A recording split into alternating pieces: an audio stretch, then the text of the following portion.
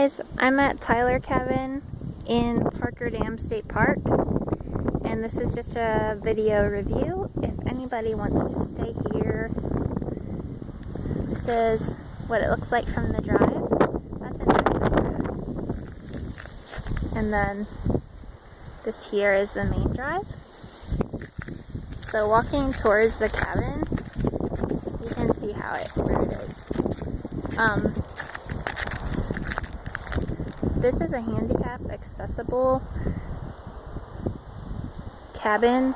This here, the access road, that's like handicap accessible path to the bathroom, which I'll show you, but I'll show you that from the back door, which is here. You can see the picnic area back there. There's a fire pit and also a grill and like a critter area where you can hang. I mean, it's not a bear pool, but you can hang food there.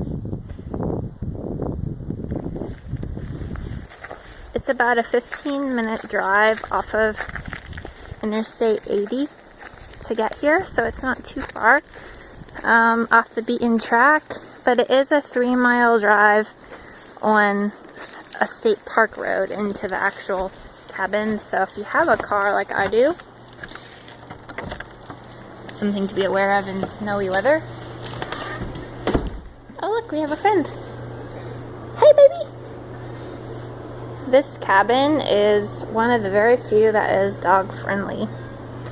Harley is staring at her ball. She wants me to throw it. Not inside, babe. So this is set up for 11 people, which is kind of weird that it's an odd number like that. Not really sure why, because technically there's 12 beds. There's 4 singles over here, and then on the right side there's 4 doubles. But for whatever reason, the website says 11 people. Here they have a row of hooks. It's kind of disarranged because I'm just chilling out here, so typically there'd be a lot more couches right here, but I moved some of them out of the way. And then there's this beautiful fireplace right here in the middle, and the draft is really good. It has it's given me no trouble with smoking, even though I used it in all different weather. It's never been a problem with the smoke not drafting out correctly. There's these heaters at each window, which is really nice, so you can kind of heat each area. If you don't want it too warm near the beds, you can just heat part of the room. I don't even know what I'm saying. And then this is the main area I wanted you to see.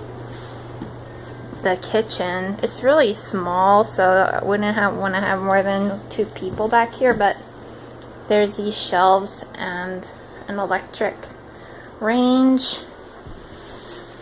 and then a fridge and a freezer, which does work. You just have to plug it in when you come, so don't expect it to be cold. I made the mistake of not bringing a pot, so I had to go to Walmart and get that little pan, because there's nothing here to cook with, which, I mean, that's typical. I just forgot it. I forgot about that fact. So I had to get creative for a few days. There's a crash bar at the back door. Just a little one handy for coming in and out. Ooh, I don't even know. It might be frozen shut now.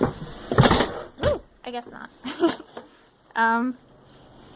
In the winter, it's a little unhandy for coming in and out, because you can't really get back in unless you prop it open.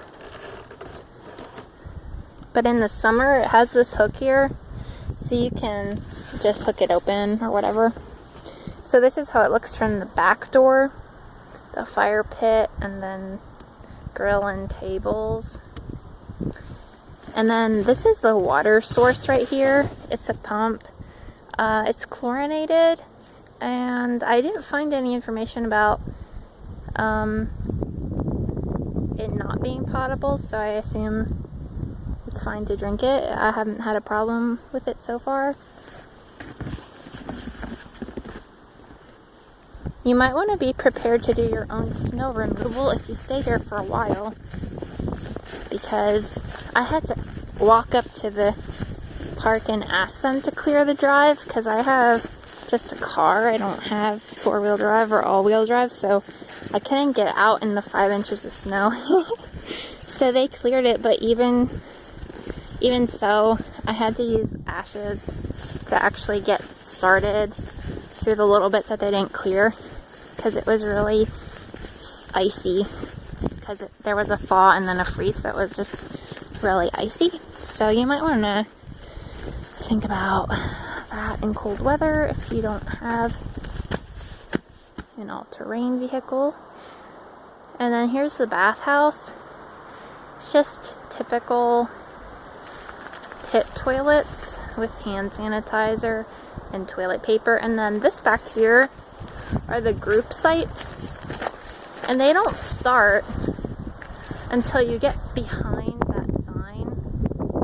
So this whole area here is free range. Like, you're not gonna have anybody tenting right in your backyard. So I think this cabin is a really special place to stay if you want to do some snowmobiling, or especially winter, any winter sports. The sledding hill is very big, very nice.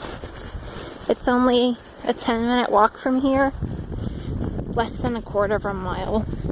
And there's a hiking trail that goes up to a lookout. That's only about a half mile away by foot, or by car. You can drive too. We're also very close to elk country, so I expect there would be fantastic things to do here in all seasons. But anyway, back at the front door, that is Tyler Cabin.